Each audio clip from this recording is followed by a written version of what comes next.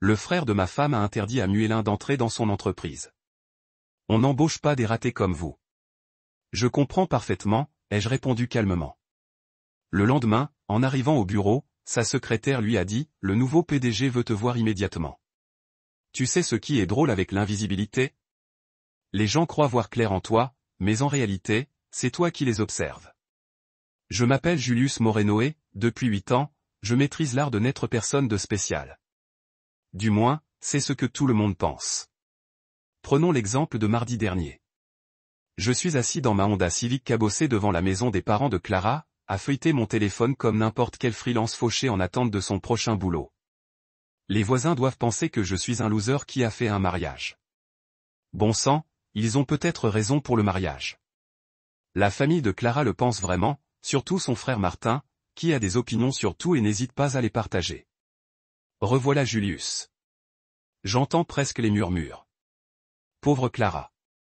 Coincée avec ce type qui n'a même pas les moyens de s'offrir une voiture décente. Si seulement il savait que la voiture est un choix, pas une obligation. Nécessité. Si seulement il savait pour les 37 véhicules de luxe garés dans des garages climatisés répartis dans 3 États. Mais ce n'est pas le cas. Et c'est exactement ce que je veux. Voyez-vous, voilà le problème avec les gens, ils vous montrent qui ils sont vraiment quand ils pensent que vous ne pouvez rien y faire. Quand ils vous croient impuissants, sans valeur à leurs yeux. C'est là que les masques tombent. Quand les faux sourires disparaissent. Quand on découvre leur vrai visage. Et, mon Dieu, certaines de ces couleurs sont vraiment moches. Je suis PDG et propriétaire d'Helio Holdings depuis 12 ans maintenant. J'ai commencé avec de l'argent. J'ai créé des sites web de vente à la fac, à l'époque où tout le monde pensait qu'Internet n'était qu'une mode. C'est drôle comme les choses tournent. Aujourd'hui, nous sommes l'une des plus grandes sociétés d'investissement d'Amérique du Nord, avec des actifs valant plus que le PIB de la plupart des petits pays. Nous possédons des parts de tout. Des entreprises technologiques, des empires immobiliers, des usines de fabrication, et même quelques équipes sportives. Le genre de richesse qui pousse les gens à faire des bêtises lorsqu'ils l'apprennent. Mais personne ne le sait. Ni ma femme, ni moi. Sa famille, pas le type du magasin du coin qui me lance des regards compatissants quand je compte les pièces pour mon café. J'ai des sociétés écrans qui s'empilent, des conseillers de confiance qui ont signé des accords de confidentialité plus épais que des annuaires téléphoniques, et une image publique si convaincante que même moi, j'oublie parfois qui je suis vraiment. Les raisons de sécurité sont réelles. Ne vous méprenez pas, quand on vaut 9 chiffres, on devient une cible. Enlèvement, extorsion, des gens qui sortent du bois en prétendant que vous leur devez quelque chose. C'est un cauchemar que j'ai vu détruire d'autres familles riches. Alors, je reste dans l'ombre, je conduis une voiture pourrie, je porte des vêtements de chez Target et je laisse tout le monde penser que Julius Moreno n'est qu'un type comme les autres qui essaie de joindre les deux bouts en travaillant comme graphiste freelance. Mais la vraie raison pour laquelle je reste caché, ce n'est pas une question de sécurité, c'est une question de vérité.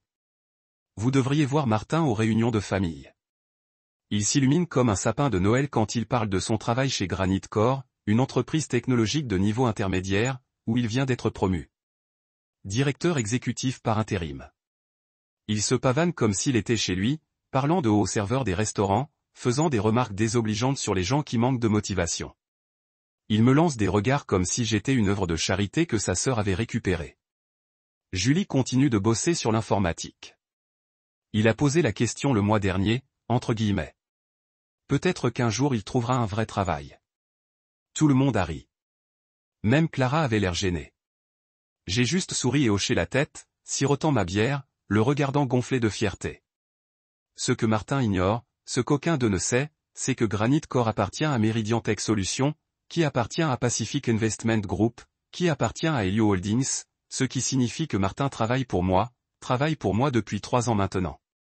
Chaque promotion qu'il a obtenue, chaque augmentation, chaque poste de direction, j'ai signé indirectement, discrètement, mais j'ai signé. Et il n'en a aucune idée. L'ironie est délicieuse, mais aussi instructive. Voir Martin me traiter comme une ordure tout en dépendant inconsciemment de ses décisions pour gagner sa vie m'ont appris plus sur la nature humaine que n'importe quelle école de commerce.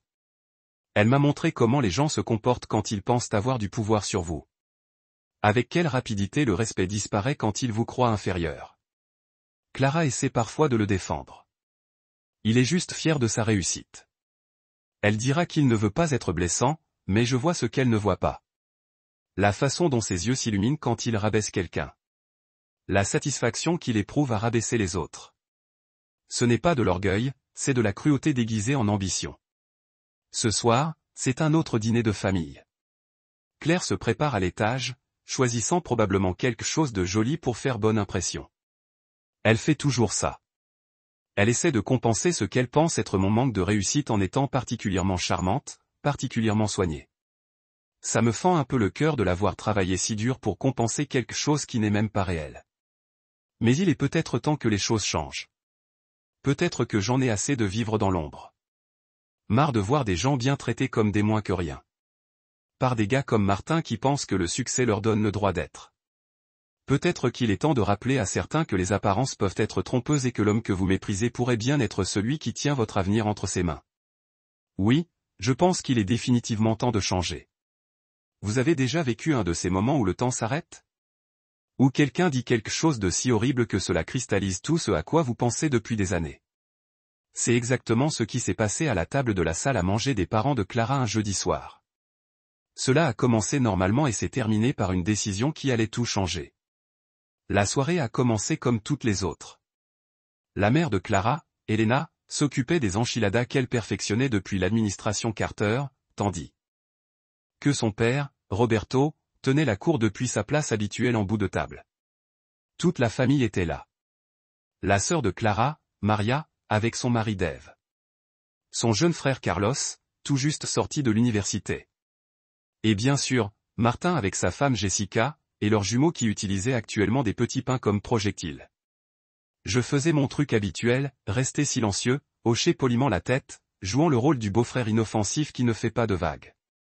Clara me serra la main sous la table, sentant sans doute mon malaise. Elle faisait toujours ça, essayant de me protéger des pics subtils et des jugements moins subtils de sa famille. Martin était dans une forme rare ce soir-là. Il venait d'obtenir une promotion importante chez Granite Core, directeur exécutif par intérim, dont il parlait environ toutes les 5 minutes comme s'il avait été élu président ou quelque chose comme ça. Le type rayonnait presque, le torse bombé, parlant de son bureau d'angle et de sa nouvelle voiture de fonction comme s'il avait découvert le feu. « Tu devrais voir la vue depuis mon bureau », disait-il en faisant un geste de la fourchette. Le 20e étage surplombe tout le centre-ville. J'ai enfin l'impression de réussir, tu sais. Roberto rayonnait de fierté. C'est mon garçon. J'ai toujours su que tu avais ça en toi, Mojo. Elena commença à débarrasser les assiettes, et c'est là que l'attention de Martin se porta sur moi. Je le sentais. Ça arrive comme une tempête à l'horizon. Ce regard qu'il a quand il est particulièrement fier de lui et qu'il a besoin de quelqu'un pour le démolir encore davantage. En parlant de se faire remarquer, dit Martin en se renversant dans son fauteuil avec un sourire suffisant qui me fit serrer la mâchoire. Julius, tu fais toujours ton boulot en freelance, non? Du graphisme. C'est parti. C'est vrai, dis-je d'un ton neutre en sirotant une gorgée de bière. Comment ça se passe pour toi? Trouver assez de clients pour, tu sais, payer les factures. Sa façon de le dire, comme s'il me rendait service en reconnaissant mon existence, m'a fait monter la tension. Clara intervint rapidement. Julius a été très occupé ces derniers temps. Il vient de terminer un gros projet pour... Martin l'interrompit en levant la main comme s'il arrêtait la circulation. Ça me rappelle qu'on a un poste vacant chez Granite Core. Un poste de débutant dans notre service marketing. Rien de spécial, mais bon, un salaire stable, des avantages sociaux, tout le tralala. La table se tut. Tout le monde me regardait, attendant ma réaction. Le regard de Clara était plein d'espoir. Elle me cherchait depuis des années pour trouver un vrai travail, sans savoir que j'avais déjà le plus vrai des emplois. Martin se pencha en avant, s'échauffant vraiment. Je veux dire, il faudrait que je dise du bien de toi, évidemment. Ce n'est pas vraiment le genre de poste pour lequel quelqu'un avec ton expérience serait normalement qualifié, mais la famille de la famille, non? Je sentais Clara se crisper à côté de moi.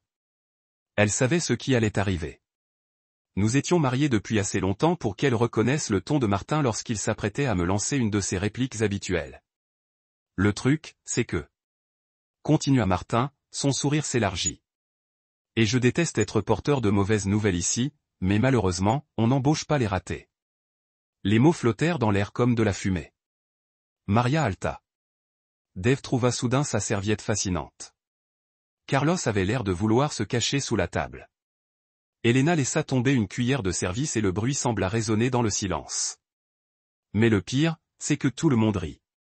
Pas méchant. Des rires, plutôt nerveux, gênés, mais des rires quand même. Roberto secoua la tête avec un sourire béat, comme si Martin venait de faire une remarque judicieuse sur le fonctionnement du monde. Jessica ricana derrière sa main. Même Clara se tut, le visage rouge de gêne. Martin me regardait avec impatience, attendant que je me fâche, que je me défende, que je lui donne la satisfaction de me voir me tortiller. Au lieu de cela, je posai ma bière avec précaution et le regardai droit dans les yeux. Je comprends parfaitement, dis-je calmement. C'est tout. Pas de colère, pas de réplique, pas de sortie théâtrale. Juste 4 mots discrets qui semblèrent le dégonfler un peu. Il s'attendait à une réaction, et mon absence l'a clairement déstabilisé. Enfin, ce n'est pas personnel. Il fit marche arrière. C'est juste le business, vous savez. On a des règles à respecter. Bien sûr, j'acquiesçai. Les règles sont importantes.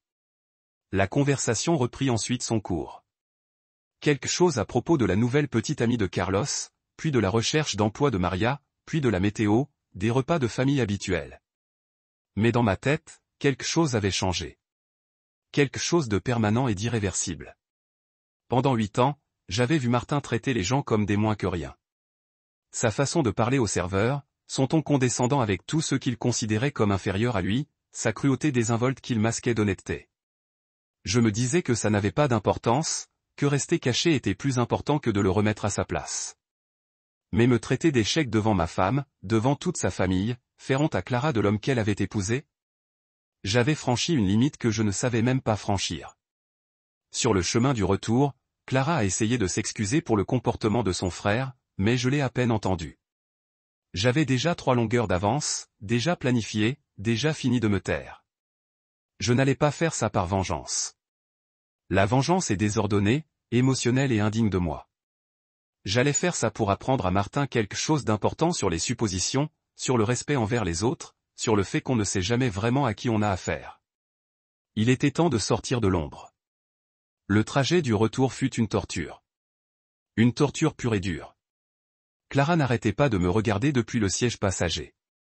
Ses mains se tordaient sur ses genoux comme si elle cherchait comment s'excuser pour quelque chose qui n'était pas de sa faute. Le silence dans notre Honda cabossé était si épais qu'on aurait pu le couper au couteau, seulement rompu par un reniflement occasionnel venant d'elle. « Julius », murmura-t-elle finalement alors que nous nous arrêtions à un feu rouge à mi-chemin, « je suis vraiment désolé. Je ne sais pas ce qui lui arrive parfois. » Je gardais les yeux rivés sur la route, observant les feux de circulation osciller doucement dans la brise du soir. Un couple en BMW s'arrêta à côté de nous. Jeune, l'air prospère, rentrant probablement d'un restaurant chic du centre-ville. L'homme jeta un coup d'œil à notre voiture avec ce regard auquel je m'étais habitué au fil des ans. De la pitié mêlée de supériorité. Ce regard qui dit, contente pour moi. Il ne veut pas être cruel, continua Clara d'une voix plus faible. Il est juste fier de ce qu'il a accompli. Vous savez, parfois, quand on est fier, on dit des choses qu'on ne pense pas vraiment. Je tendis la main et la serrai doucement. Son alliance, un simple anneau acheté chez un prêteur sur gage parce que c'était tout ce que Julius, un freelance, pouvait se permettre, illuminait la lumière du jour. Elle méritait des diamants. Bon sang, elle méritait une bijouterie entière. Mais elle n'en avait jamais demandé plus, ne s'était jamais plainte, ne m'avait jamais fait sentir que je n'étais pas à la hauteur. Jusqu'à ce soir, quand son propre frère s'est assuré qu'elle ait honte de l'homme qu'elle avait épousé. Ce n'est pas grave, lui dis-je, et je le pensais. La colère n'était pas pour moi, elle était pour elle. Car la façon dont Martin l'avait humiliée lui donnait l'impression de devoir s'excuser de mon existence. Non, ce n'est pas grave, dit-elle, les larmes coulant à flots. La façon dont il t'a parlé devant tout le monde, te traitant d'échec comme ça. Tu travailles tellement dur, Julius. Tu essaies de construire quelque chose. Et il a juste. Clara. Je me suis garé dans notre allée, une modeste petite maison dans un quartier chic que j'avais acheté via tellement de sociétés écrans que j'oubliais parfois laquelle détenait le titre de propriété. Vraiment, c'était bien. Mais ce n'était pas bien. Loin de là. Je l'ai aidé à sortir de la voiture, j'ai déverrouillé notre porte d'entrée et je lui ai lavé les cheveux directement à l'étage pour se démaquiller et probablement pleurer encore un peu en privé. Elle faisait toujours ça quand sa famille venait la voir. Elle essayait de cacher sa douleur. Pour ne pas me sentir plus mal d'en être la cause. À la seconde où j'ai entendu la porte de la salle de bain se fermer, j'ai attrapé mon téléphone. Tic a répondu à la première sonnerie. Il le faisait toujours, quelle que soit l'heure à laquelle j'appelais. C'est ce qu'on obtient quand on paie quelqu'un à 7 chiffres par an pour être son bras droit. Julius, tout va bien? J'ai besoin que tu organises un transfert, ai-je dit. Arpentant notre petit salon avec ses meubles d'occasion et ses décorations de magasin discount. Supervision complète de Granite Core. Je veux qu'il soit transféré directement sous mon nom d'ici demain matin. Il y eut un silence. Tar était avec moi depuis 6 ans, depuis que je l'avais débauché de Goldman Sachs avec une offre qu'il ne pouvait refuser. Il connaissait tous mes secrets, gérait toutes mes affaires et n'avait jamais remis en question ma décision de rester caché. Mais là, c'était différent, et il le savait. Julius, dit-il prudemment. Tu te rends compte de ce que tu fais ici, n'est-ce pas? Une fois que tu auras pris le contrôle direct de Granite Core, ton anonymat disparaîtra. Au moins, dans cette entreprise, les gens commenceront à se poser des questions. Laisse-les se poser. Et Martin Navarro, il découvrira qui tu es vraiment. C'est là tout l'intérêt. Un autre silence, cette fois. Je pouvais presque l'entendre peser le pour et le contre, énumérant toutes les façons dont cela pourrait nous exploser à la figure. Tar était un homme du détail, un joueur d'échecs qui anticipait 15 coups. C'est ce qui le rendait inestimable. Tu fais vraiment du bon travail. Ça, demanda-t-il finalement. Oui, je veux être dans ce bâtiment demain après-midi. Installation complète du PDG, bureau, sécurité, tout le tralala. Et Tariq, assure-toi que Martin Navarro travaille à mon arrivée. Considérez cela comme terminé. Dois-je préparer un communiqué de presse, des notifications boursières? Il y a des exigences réglementaires en cas de changement de structure de propriété. Gérez-le discrètement. Utilisez les canaux habituels. Je ne veux pas que cela apparaisse dans les pages affaires avant d'être prêt. J'ai raccroché et suis resté là, dans mon salon, à contempler la vie que je m'étais construite en tant que Julius Moreno, freelance en difficulté. La table basse IKEA bon marché où je faisais semblant de travailler sur des projets de graphisme. L'ordinateur portable 13 pouces qui fonctionnait à peine sous Photoshop.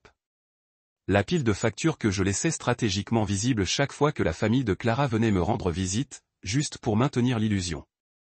Ça avait été une bonne couverture, mais les couvertures sont faites pour être temporaires, et 8 ans, c'était bien assez. À l'étage, j'entendais Clara couler l'eau, se préparant probablement à aller se coucher.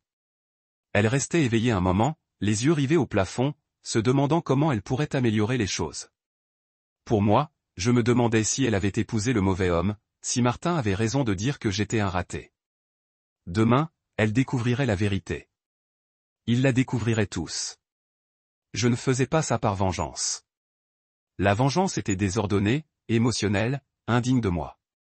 Je faisais ça parce que Martin Navarro avait besoin d'apprendre quelque chose d'important sur les suppositions, sur le respect envers les autres, sur le fait que parfois, la personne qu'on méprise est en fait celle qui tient tout son avenir entre ses mains.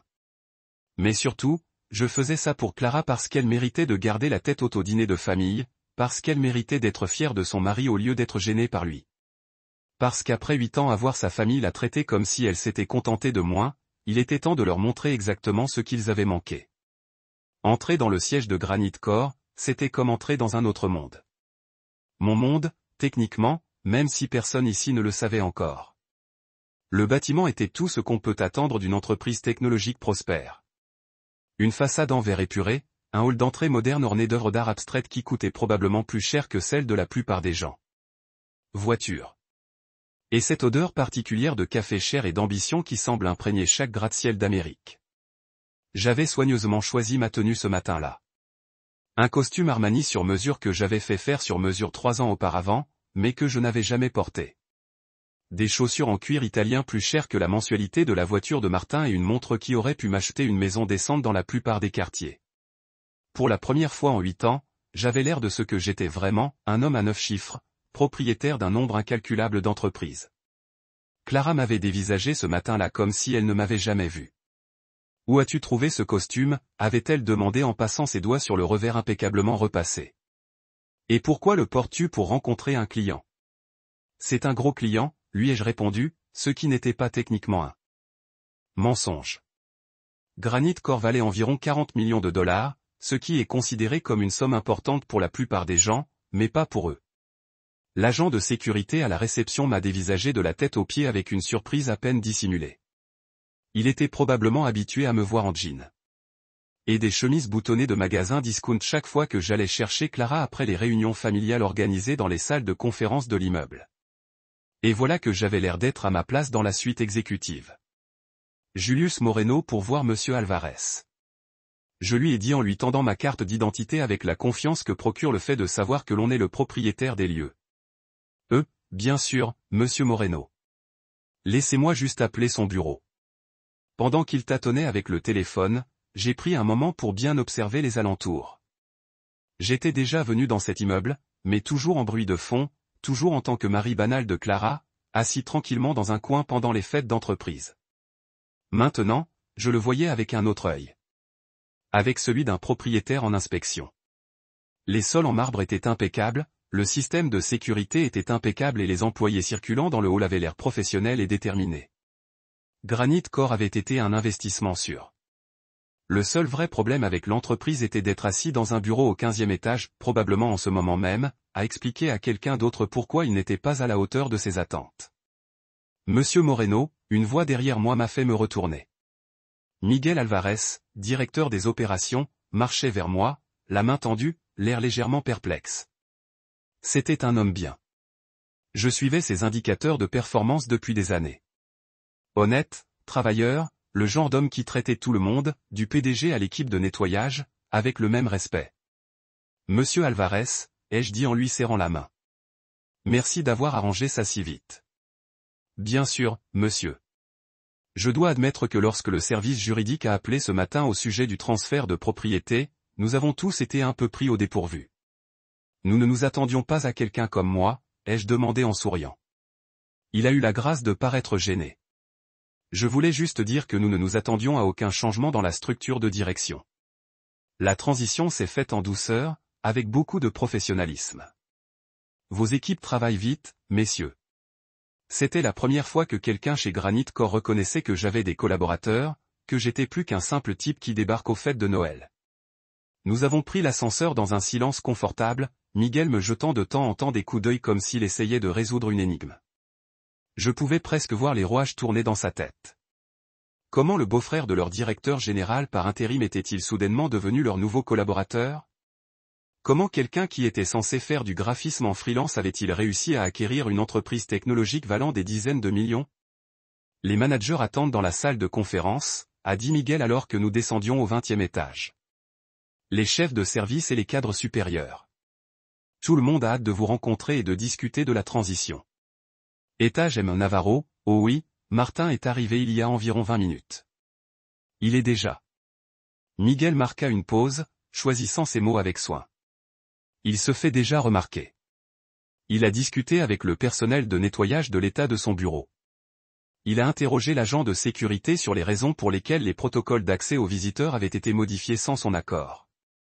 Vous savez comment il est quand il a l'impression que les choses se passent sans son avis. J'ai hoché la tête.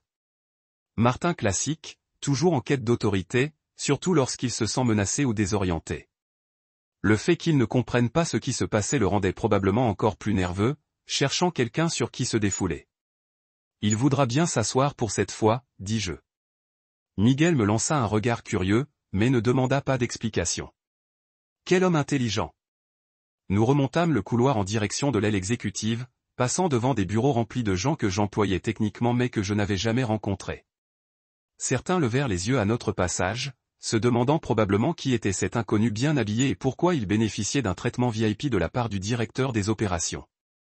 En approchant de la salle de conférence, je vis à travers les parois vitrées qu'une douzaine de personnes étaient déjà assises autour de la table en chêne poli, discutant à voix basse et consultant leur téléphone. Au bout de la table était assis Martin, qui ressemblait en tout point à un cadre avec son costume coûteux et sa coiffure impeccable, gesticulant avec animation en s'adressant à la femme à côté de lui. Pour votre information, dit doucement Miguel. On a fait faire une plaque signalétique pour votre bureau ce matin. Votre assistant a été très précis sur les détails. J'ai regardé où il pointait et j'ai ressenti une vague de satisfaction. Sur la porte du bureau d'angle, le bureau d'angle de Martin, celui dont il s'était vanté la veille au soir, il y avait une plaque en laiton sur laquelle était écrit « Co Julius Moreno ». À travers la vitre de la salle de conférence, je pouvais voir que Martin parlait encore, complètement inconscient de ce qui allait se passer. Il avait l'air détendu, confiant, comme un homme qui pensait avoir compris le monde. Il allait bientôt comprendre à quel point il avait tort. « On y va ?» a demandé Miguel, la main sur la porte de la salle de conférence. J'ai rajusté ma cravate, pris une grande inspiration et souri. Allons-y. Vous connaissez ce sentiment quand on regarde un accident de voiture se dérouler au ralenti? Quand on voit la collision arriver à des kilomètres, mais qu'on ne peut rien faire pour l'empêcher. C'est exactement ce que j'ai ressenti en regardant Martin à travers la vitre de la salle de conférence, complètement inconscient que son monde était en train de se déformer. La réunion était sur le point de basculer. La réunion s'était déroulée exactement comme prévu. Je m'étais présenté aux chefs de service, dont la plupart avaient étonnamment bien accueilli la nouvelle de mon entrée en fonction, probablement parce que Tar avait bien étudié la situation et les avait informés de mon parcours d'une manière qui rendait la transition naturelle plutôt que choquante. Quelques haussements de sourcils, quelques hochements de tête impressionnés, et en moins de 20 minutes, tout le monde me traitait comme si j'avais toujours été leur patron. Tout le monde sauf Martin, qui avait passé toute la réunion à avoir l'air d'avoir été giflé avec un poisson mouillé. Je ne comprends pas. Il avait dit à peu près au milieu de ma présentation sur l'orientation et les objectifs stratégiques de l'entreprise, « Julius, comment as-tu fait exactement ?» Il a fait un geste vague vers la salle de réunion, mon costume, comme s'il essayait de comprendre un tour de magie. « On se parlera en privé après la réunion. » Je le lui ai dit, et quelque chose dans mon ton l'a fait taire et s'est affalé sur sa chaise. 45 minutes plus tard, j'étais assis derrière mon nouveau bureau, l'ancien bureau de Martin, bien qu'il l'ignorait encore. Il examinait les dossiers du personnel et attendait que le vrai spectacle commence. Par la fenêtre de mon bureau, je voyais la majeure partie du 20e étage, y compris les ascenseurs où Martin allait apparaître d'une minute à l'autre. Il avait quitté le bâtiment juste après la réunion, marmonnant quelque chose sur le besoin d'air et de temps pour réfléchir. Une décision judicieuse, en fait. À sa place, j'aurais eu besoin d'un moment pour digérer tout ça aussi. La différence, c'est que je ne serais pas revenu en faisant comme si j'étais toujours maître des lieux. Mais c'était Martin. Même confronté à des preuves qui contredisaient totalement sa vision du monde, il a réussi à se convaincre qu'il avait toujours le contrôle. Mon téléphone fixe a sonné. Monsieur Moreno, c'était Sarah, la réceptionniste du hall principal. Monsieur Navarro est de retour. Dois-je le faire monter? Qu'il monte de lui-même, ai-je dit. Mais faites-moi plaisir. Appelez Lena et demandez-lui de surveiller la situation. Lorena Martinez était la secrétaire de Martin, une femme d'une 50aine d'années, brillante, qui travaillait dans l'entreprise depuis 8 ans et j'avais probablement vu Martin plus que quiconque dans l'immeuble. D'après son dossier, elle était efficace, professionnelle et, d'après certaines plaintes reçues au fil des ans, peu enthousiasmée par le style de management de son supérieur. 5 minutes plus tard, j'ai entendu la sonnerie de l'ascenseur et des voix dans le couloir. La voix de Martin, déjà forte et agitée, était déjà forte. Comment ça, le système m'indique comme étant en attente d'autorisation? Il disait à quelqu'un, probablement Jacques. Je suis le directeur général par intérim de cette entreprise. Je n'ai pas besoin d'autorisation pour accéder à mes propres emails. Je n'ai pas entendu la réponse de Jacques, mais je l'imaginais. Le pauvre essayait probablement d'expliquer que lorsque les propriétaires changent de main, les protocoles de sécurité sont mis à jour automatiquement. Procédure standard, rien de personnel. C'est ridicule. La voix de Martin devenait de plus en plus forte. Faites venir Miguel. Mieux encore, donnez-moi les coordonnées de Julius. Il faut régler ce problème immédiatement. C'est alors que j'ai entendu la voix de Lorena, calme et professionnelle comme toujours. Monsieur Navarro, pourriez-vous baisser le volume? Ta voix. Le nouveau PDG est en réunion tout l'après-midi, mais si tu veux, je peux voir s'il a quelques minutes. Nouveau PDG? Le rire de Martin avait une pointe d'hystérie. Lorena, je crois qu'il y a eu une erreur. Julius n'est PDG de rien. C'est un graphiste indépendant qui a du mal à payer ses mensualités de voiture. Le couloir est devenu silencieux un instant. Puis j'ai entendu à nouveau la voix de Léna et j'ai presque pu imaginer l'expression de son visage. Le même regard qu'elle lançait probablement à Martin chaque fois qu'il disait quelque chose de particulièrement stupide. « Monsieur Navarro, le nouveau PDG veut vous voir immédiatement. »« Nouveau PDG » répéta Martin. Et j'entendais la confusion et la panique grandissante dans sa voix. « Nous avons un nouveau. » C'est là que c'est arrivé. C'est là que Martin s'est arrêté au milieu d'une phrase. Et je savais exactement pourquoi. Par la fenêtre de mon bureau, je pouvais le voir debout dans le couloir, regardant à travers la paroi vitrée de la salle de réunion où j'étais assis derrière ce qui était autrefois son bureau. Son visage est passé par environ 6 couleurs différentes en l'espace de 3 secondes. Rouge de colère, blanchi par le choc, puis d'un vert grisâtre qui annonçait généralement que quelqu'un allait vomir ou s'évanouir. Peut-être les deux. Il resta planté là pendant ce qui me sembla une éternité, à me fixer à travers la vitre. Je voyais sa bouche bouger comme s'il essayait de former des mots, mais rien ne sortait. Derrière lui, Lorena observait la scène avec un intérêt à peine dissimulé, se demandant probablement si elle devait appeler la sécurité de l'immeuble ou simplement aller chercher du popcorn. Je décidai de mettre fin à ses souffrances. Me levant de ma chaise, je me dirigeai vers la porte du bureau et l'ouvris. « Bonjour, monsieur Navarro », dis-je assez fort pour que tout le monde dans le couloir m'entende. « Entrez, s'il vous plaît. » Il marcha vers moi comme un homme se rendant à son exécution, chaque pas plus lentement que le précédent. Jake était apparu de nulle part et faisait semblant de réparer une imprimante tout en écoutant aux portes. 2 femmes de la comptabilité avaient trouvé des raisons urgentes de traverser notre couloir. Même la femme de ménage avait ralenti son chariot pour regarder le spectacle. Martin atteignit la porte de mon bureau et s'arrêta, levant les yeux vers la plaque indiquant « PDG. Julius Moreno ». Il la fixa pendant 10 bonnes secondes, puis me regarda, puis de nouveau la plaque, comme s'il espérait qu'elle changerait s'il la regardait assez attentivement. « Je ne savais pas », parvint-il finalement à murmurer. « Je sais que tu ne le savais pas », dis-je en m'écartant pour le laisser entrer. C'est exactement le but. Il entra lentement, comme quelqu'un qui entre dans une salle d'audience où l'on sait que le verdict ne sera pas favorable. Je fermai la porte derrière lui, occultant les curieux escaliers et les conversations feutrées du couloir. Il était temps pour nous d'avoir cette conversation privée. « Bonjour, monsieur Navarro », dis-je en m'installant dans le fauteuil en cuir derrière l'immense bureau en chêne qui avait fait sa fierté 24 heures plus tôt. « Veuillez vous asseoir. » La table de conférence s'étendait entre nous comme un no man's land, sa surface polie reflétant la lumière du soleil de l'après-midi, qui filtrait à travers les baies vitrées. Martin resta là un moment, scrutant la pièce comme s'il ne l'avait jamais vue auparavant, scrutant les diplômes accrochés au mur, les miens, pas les siens. Les photos de la famille, également les miennes, et les changements subtils qui avaient transformé son ancien domaine en quelque chose de complètement différent. Il a finalement coulé dans l'une des chaises en face de moi, se déplaçant comme si ses jambes avaient oublié comment travailler correctement. Le fanfaron confiant qu'il a montré au dîner hier soir avait complètement disparu, remplacé par quelque chose que je n'avais jamais vu de lui auparavant. Une véritable humilité mélangée à une terreur absolue. Les autres dirigeants se déplaçaient toujours de notre réunion précédente, jetant des regards curieux dans notre direction. Sarah de RH s'attarda près de la porte, espérant probablement prendre une partie de la conversation. J'ai attendu jusqu'à la fin de la dernière personne et la porte a cliqué sur la fermeture avant de parler. Je dois dire, Martin, tu as l'air surpris. Il ouvrit la bouche, la ferma, puis essaya à nouveau. Je ne savais pas. Il a finalement réussi à sortir, sa voix à peine au-dessus d'un murmure.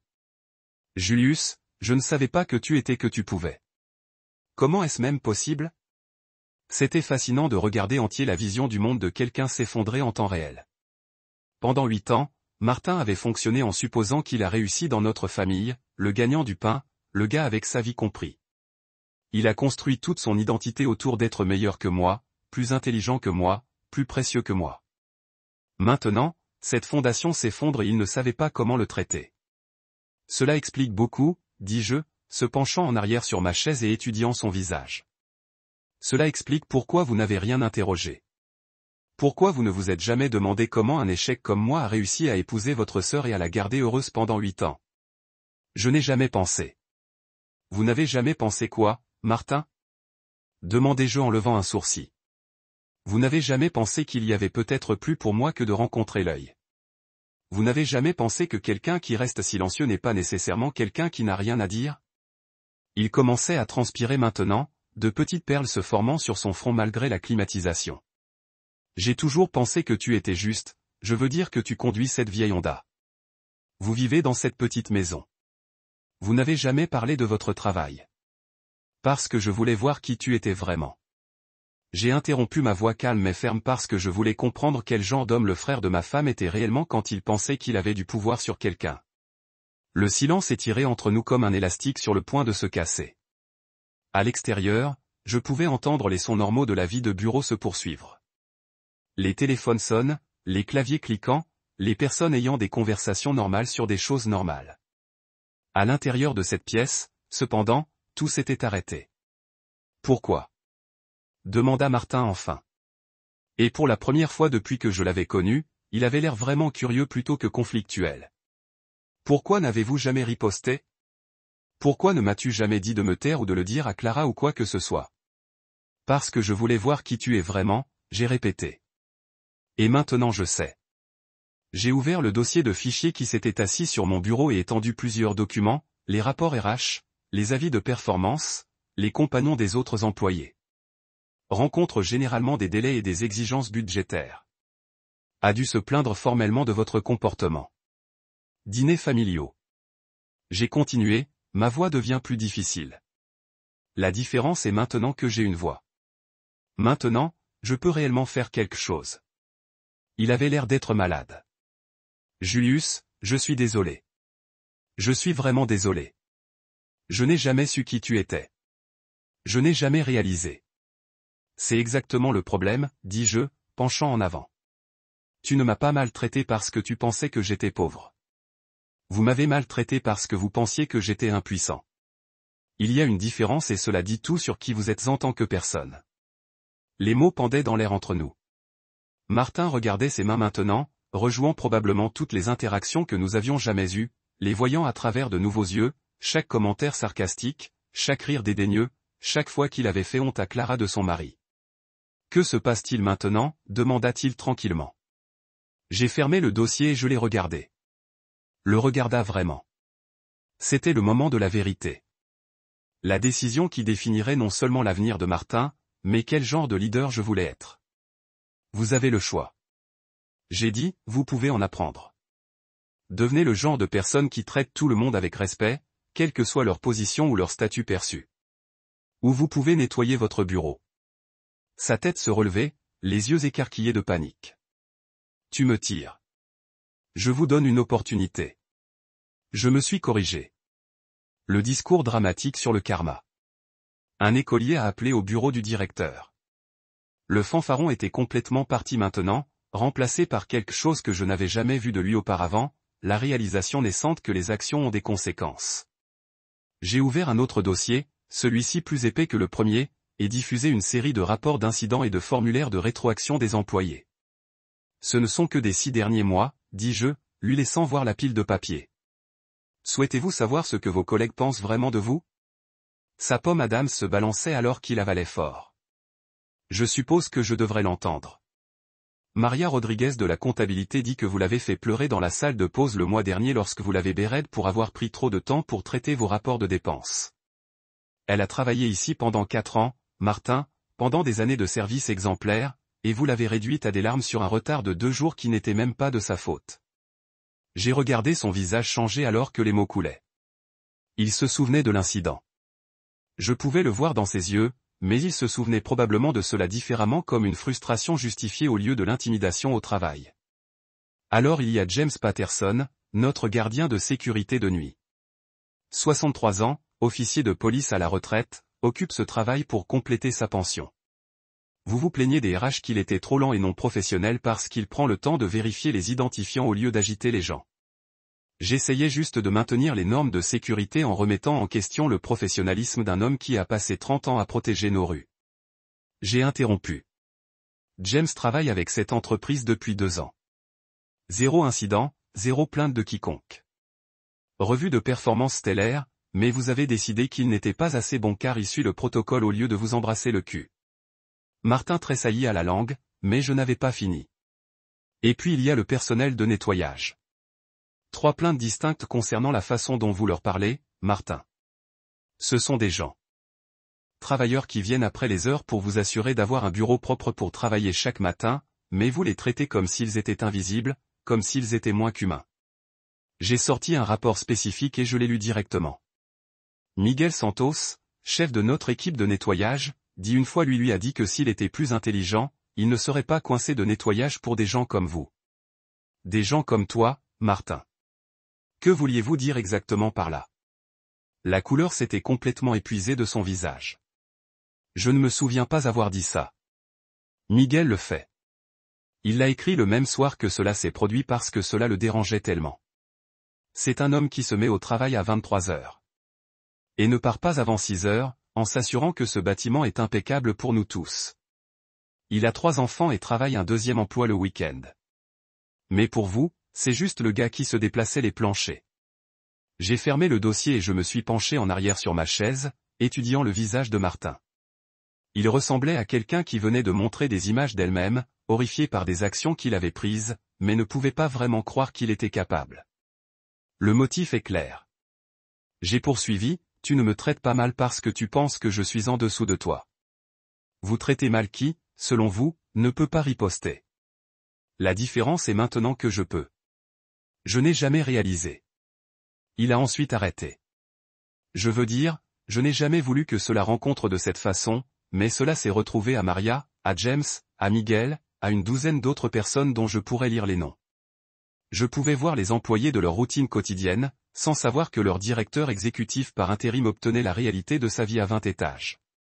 Oui, tu étais. Le monde, Martin. Refuser d'apprendre de se tromper. C'est ce qui fait de quelqu'un un échec. Je me suis levé et j'ai marché jusqu'à la fenêtre, en regardant la ville en dessous. Quelque part là-bas, Clara était probablement au travail, pensant toujours que son mari était un pigiste en difficulté qui avait été humilié par son frère la nuit précédente. Bientôt, je devrais lui dire la vérité sur tout. Sur qui j'étais vraiment, sur la raison pour laquelle je lui avais caché ce qui s'était passé ici aujourd'hui. Je ne te tire pas, dis-je sans me retourner.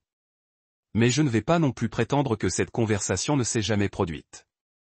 Vous voulez continuer à travailler ici? Fin. Mais les choses vont changer. La façon dont vous traitez les gens, la façon dont vous pensez aux gens, la façon dont vous parlez aux gens, tout cela change. À partir d'aujourd'hui, quand je me suis retourné, Martin me regardait avec quelque chose qui aurait pu être gratitude mélangée à la honte. Je comprends, a-t-il dit. Et pour la première fois depuis que je l'avais connu, il semblait en fait qu'il le voulait. Le trajet vers la maison des parents de Clara ce soir-là était complètement différent de la nuit avant. Pour commencer, je ne conduisais pas la Honda battue. J'avais finalement sorti l'une de mes voitures réelles, une modeste BMW qui n'augmenterait pas trop de questions, mais qui ferait certainement réfléchir à 2 fois leurs hypothèses. Clara continuait de passer ses doigts le long des sièges en cuir, l'air confus, mais ne voulant pas poser de questions. C'est magnifique, a-t-elle dit quand je l'ai récupérée au travail. À qui est cette voiture? Le mien? J'avais répondu simplement, ce qui était techniquement vrai, mais a évidemment conduit à une douzaine de questions de suivi que j'ai déviées en promettant de tout expliquer au dîner. Maintenant, alors que nous entrions dans l'allée de ses parents, je pouvais voir la voiture de Martin déjà là, la même Lexus dont il se vantait depuis des mois, bien qu'elle ait l'air beaucoup moins impressionnante à côté de la mienne. À travers la fenêtre du salon, je pouvais voir la famille réunie autour de la célèbre table à manger d'Elena, se demandant probablement pourquoi nous étions en retard. Vous semblez différent aujourd'hui, a déclaré Clara en montant les marches avant. Plus calme, mais aussi je ne sais pas, comme si tu es sur le point de me dire quelque chose grand. Elle n'avait aucune idée. Elena a répondu à la porte avec son sourire chaleureux habituel, mais je l'ai surpris à faire une double prise quand elle a vu ma tenue. Le même costume Armani de ce matin, toujours parfaitement pressé malgré une journée complète de réunions d'entreprise et de confrontations qui changent la vie. Julius, tu es très beau ce soir, dit-elle, me donnant le genre de câlin qu'elle réservait habituellement aux occasions spéciales. Quelle est l'occasion? Je me sentais comme s'habiller, dis-je, ce qui a poussé Clara à me tirer un autre look curieux. La salle à manger était exactement comme je m'en souvenais de la veille. Même table, même chaise, même famille, mais l'énergie était complètement différente. Maria et Dave étaient déjà assis, bavardant tranquillement de quelque chose de lié à des travaux. Carlos montrait à Roberto quelque chose sur son téléphone, probablement une autre vidéo de quelqu'un faisant quelque chose de stupide sur TikTok. Et là à son endroit habituel près de la tête de la table, était assis Martin. Mais ce n'était pas le Martin de la nuit dernière. Ce n'était pas le gars confiant et fanfaron qui avait passé 20 minutes à se vanter de son bureau d'anglais de sa voiture d'entreprise. Ce Martin était calme, réfléchi, presque maîtrisé. Il leva les yeux lorsque Clara et moi sommes entrés, et nos yeux se sont rencontrés pendant un instant, assez longtemps pour que je puisse voir que tout de notre conversation de l'après-midi pesait toujours lourdement sur lui. Et, Julius, dit-il, et sa voix était différente aussi. Respectueux, presque prudent. Heureux que vous puissiez le faire. Clara a remarqué le changement immédiatement. Je pouvais la voir regarder entre nous, essayant de comprendre ce qui s'était déplacé dans la dynamique familiale depuis hier. Le dîner a commencé normalement. Elena fait signe sur les enchiladas. Roberto tenant le tribunal avec des histoires de son entreprise de construction. Le bavardage familial habituel sur le travail et les voisins et les plans de week-end. Son gorge est devenue la gorge. Julius. Ce n'est pas qui je veux être. La main de Clara trouva la mienne sous la table, serrant serré. Elle ne comprenait toujours pas ce qui se passait, mais elle pouvait ressentir la signification du moment. Julius, dit Martin, se tournant pour me faire face directement. Voulez-vous leur dire qui vous êtes vraiment? C'était ça. Au moment où j'évitais depuis 8 ans, la conversation qui changerait tout entre moi et la famille de Clara. Je pouvais sentir les yeux de tout le monde sur moi, en attendant une explication qui donnerait un sens à la transformation soudaine de Martin. Je me suis levé lentement, redressant ma cravate et regardant autour de la table sur ces gens qui faisaient partie de ma vie depuis si longtemps mais qui ne m'avaient jamais vraiment connu. Je m'appelle Julius Moreno. J'ai commencé ma voix calme et claire et je suis PDG et propriétaire d'Helio Holdings, l'une des plus grandes sociétés d'investissement en Amérique du Nord. Granite Core, où Martin travaille, est l'une de nos filiales. J'en ai pris le contrôle direct hier matin. La pièce a éclaté dans le chaos. Carlos a laissé tomber son téléphone. Maria a haleté si fort qu'elle a commencé à s'étouffer sur son eau. La main d'Elena a volé vers sa bouche. La fourche de Roberto claqua contre son assiette, mais c'est la réaction de Clara qui importait le plus. Elle me regardait avec de grands yeux, sa bouche légèrement ouverte comme si elle me voyait pour la première fois. « Tu es, murmura-t-elle. Vous êtes PDG. Je suis votre mari, dis-je doucement. C'est tout ce qui compte vraiment. Tout le reste n'est que de l'argent et des affaires. Mais la voiture, le travail indépendant, elle avait du mal à tout traiter. Pourquoi ne m'avez-vous pas dit? Avant de pouvoir répondre, mon beau-père a trouvé sa voie. Combien de temps? J'ai demandé l'entreprise à l'université. Nous sommes ensemble depuis 8 ans, ce qui signifie que je vous ai caché pour vous tous pour toute notre relation. Elena me regardait toujours comme si je venais d'annoncer que j'étais un extraterrestre de Mars. Mais vous êtes tellement normal. Vous conduisez cette vieille Honda. Vous vivez dans cette petite maison. Parce que je voulais être aimé pour qui je suis, pas ce que je possède, dis-je, en regardant directement Clara. Parce que j'ai vu ce que l'argent fait aux gens, comment cela change les relations, comment cela rend tout compliqué. Le silence s'étendait pour ce qui ressemblait à jamais. Puis Clara se leva, se dirigea autour de la table et enroula ses bras autour de moi. Tu es idiot, murmura-t-elle à mon oreille, et je pouvais sentir des larmes contre ma joue. Pensiez-vous vraiment que je me souciais de tout cela? Pas étonnant que vous ne vous soyez jamais plaint, murmura Clara contre mon épaule alors que le chaos des révélations de famille tourbillonnait autour de nous. Pas étonnant que tu restes toujours si calme quand il a reculé pour me regarder, des larmes coulant sur son visage. Pourquoi tu ne m'as pas dit? La question que je redouais depuis 8 ans, et maintenant c'était ici, suspendu dans les airs entre nous pendant que toute sa famille regardait et attendait une réponse qui donnerait un sens à tout. Parce que je voulais être aimé pour qui je suis, pas ce que je possède, dis-je, prenant ses mains dans les miennes. Parce que j'ai regardé ce que l'argent fait aux gens, Clara. J'ai vu des mariages s'effondrer lorsqu'une personne devient riche. J'ai vu des familles détruites par la cupidité et les attentes et les personnes qui commencent soudainement à vous traiter différemment en raison des chiffres sur un compte bancaire. Roberto me regardait toujours comme si je venais de jouer un tour de magie. Mais mon fils, le travail en difficulté, le travail indépendant, laissant Martin te parler comme ça, tout était réel pour moi, dis-je, en me tournant pour aborder toute la table, l'amour, les dîners de famille, les relations, qui étaient authentiques. La seule chose qui était fausse était ma situation financière. Tout le reste, chaque conversation que nous avons eue, chaque instant que nous avons partagé, c'était le vrai moi. Elena avait finalement trouvé sa voie. 12 ans, a-t-elle dit, secouant la tête avec étonnement. Vous dirigez une entreprise depuis 12 ans, et nous n'en avions aucune idée. Une entreprise qui vaut combien?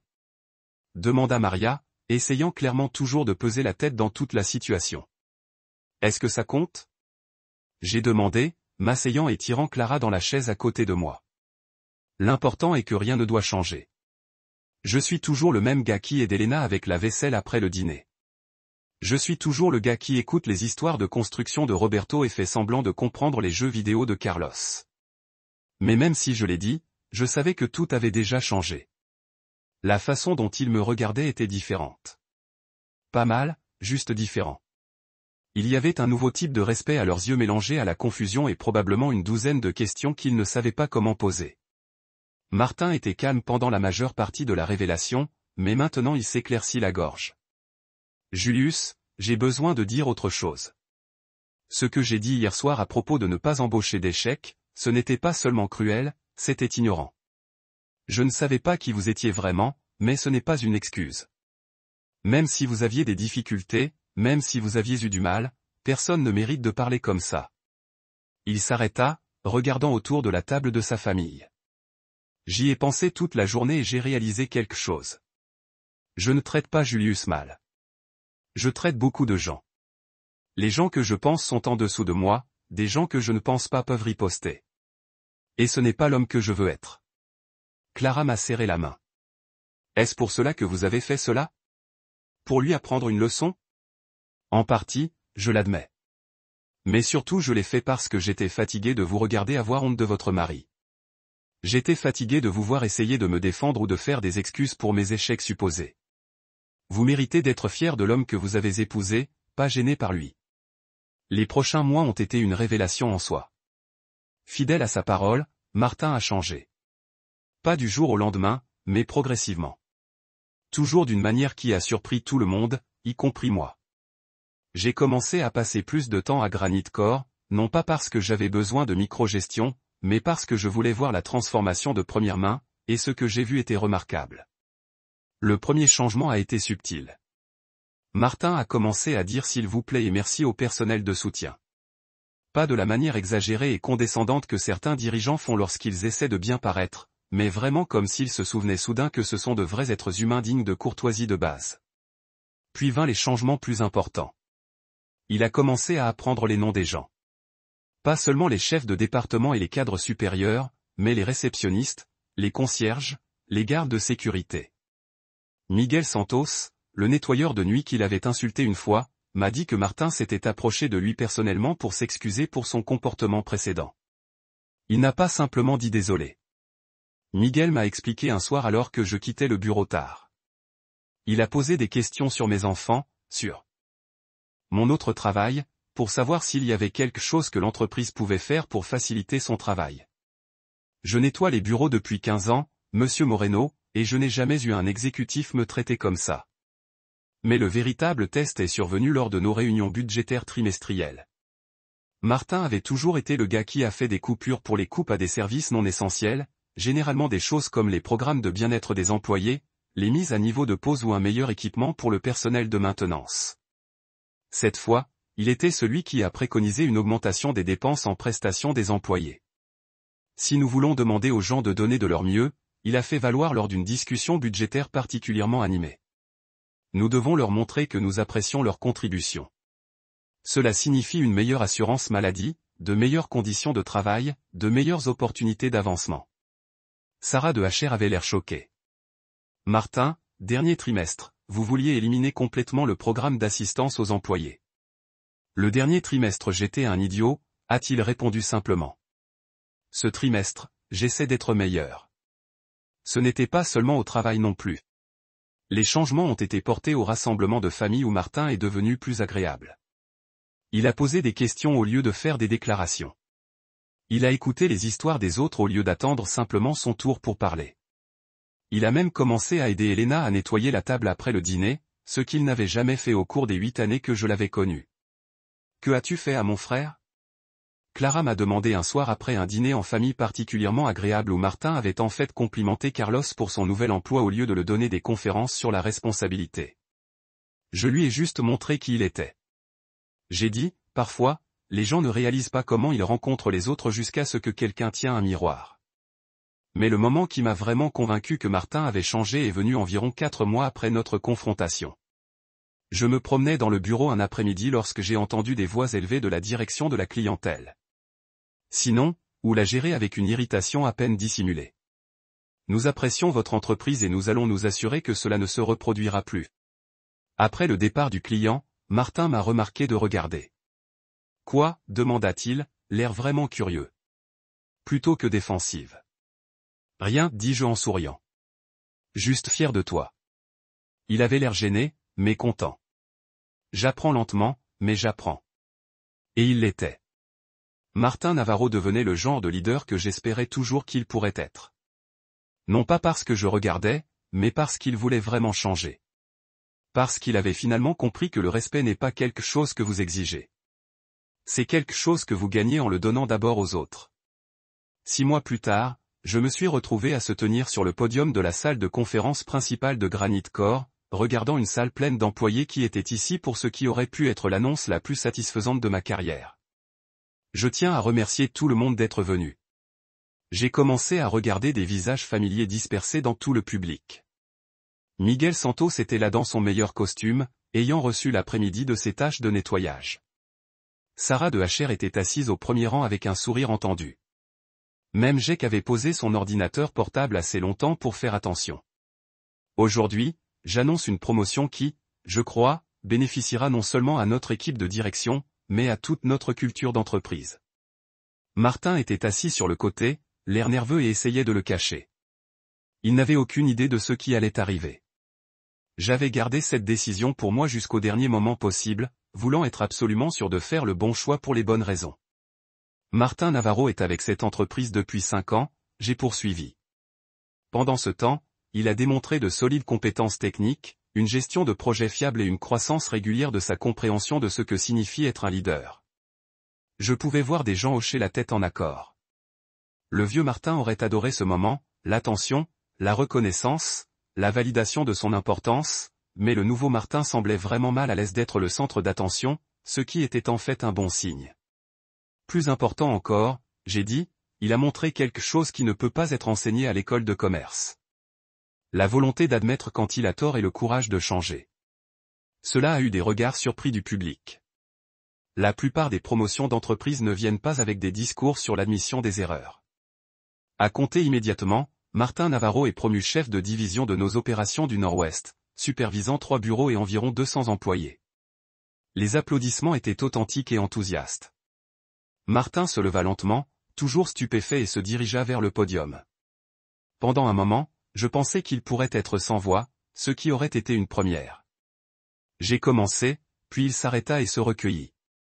Je tiens à remercier Julius, Monsieur Moreno, pour cette opportunité, mais plus que cela, je tiens à le remercier de m'avoir montré quelque chose d'important dans le leadership. Il regarda les employés réunis, dont beaucoup il avait maltraité dans le passé. Il y a 6 mois, je pensais que réussir signifiait être meilleur que les autres. Je pensais que le leadership signifiait être la personne la plus intelligente de la salle ou la plus importante ou celle qui a pu prendre toutes les décisions. Miguel Santos écoutait attentivement à l'arrière de la pièce. Je me demandais ce qui se passait dans son esprit. En entendant cela de l'homme qui lui avait dit une fois qu'il n'était pas assez intelligent pour faire autre chose que des sols. Mais j'avais tort, a poursuivi Martin. Le vrai leadership ne concerne pas être au-dessus des gens. Il s'agit de soulever les gens. Il s'agit de créer un environnement où tout le monde peut faire de son mieux, où tout le monde se sent valorisé et respecté. Il s'arrêta, me regardant directement. Julius m'a montré que le vrai pouvoir n'est pas la capacité de faire en sorte que les gens se sentent petits. C'est la capacité de les faire se sentir importants. La chambre était complètement calme maintenant.